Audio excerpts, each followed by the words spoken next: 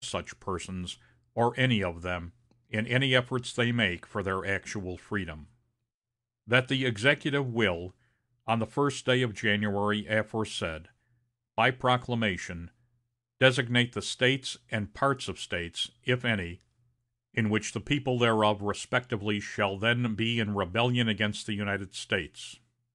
And the fact that any State, or the people thereof, shall on that day be in good faith represented in the Congress of the United States by members chosen thereto, at elections wherein a majority of the qualified voters of such State shall have participated, shall, in the absence of strong countervailing testimony, be deemed conclusive evidence that such State and the people thereof are not then in rebellion against the United States.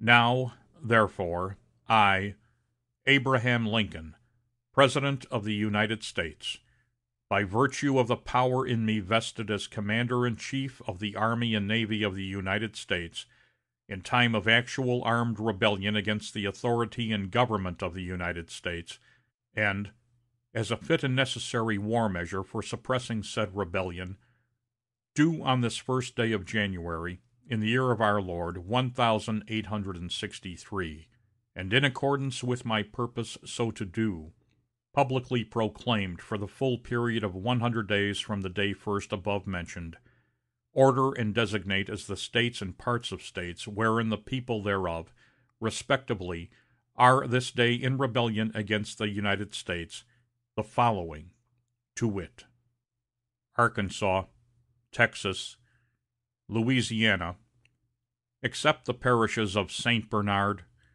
Plaquemines, Jefferson, St. John, St. Charles, St. James, Ascension, Assumption, Terrebonne, Lafourche, St. Mary, St. Martin, and Orleans, including the city of New Orleans, Mississippi, Alabama, Florida, Georgia, South Carolina, North Carolina, and Virginia, except the 48 counties designated as West Virginia, and also the counties of Berkeley, Accomack, Northampton, Elizabeth City, York, Princess Anne, and Norfolk, including the cities of Norfolk and Portsmouth, and which accepted parts are for the present left precisely as if this proclamation were not issued.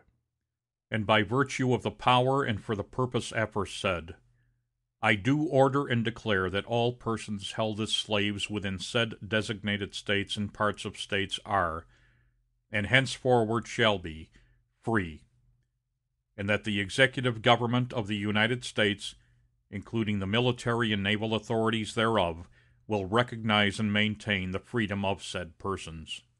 And I hereby enjoin upon the people so declared to be free to abstain from all violence, unless in necessary self-defense, and I recommend to them that, in all cases when allowed, they labor faithfully for reasonable wages. And I further declare and make known that such persons of suitable condition will be received into the armed service of the United States to garrison forts, positions, stations, and other places, and to man vessels of all sorts in said service. And upon this act, sincerely believed to be an act of justice, warranted by the Constitution upon military necessity, I invoke the considerate judgment of mankind and the gracious favor of Almighty God. In witness whereof, I have hereunto set my hand and caused the seal of the United States to be affixed. Done at the city of Washington, this first day of January, in the year of our Lord, 1863, and of the independence of the United States of America, the 87th. Abraham Lincoln.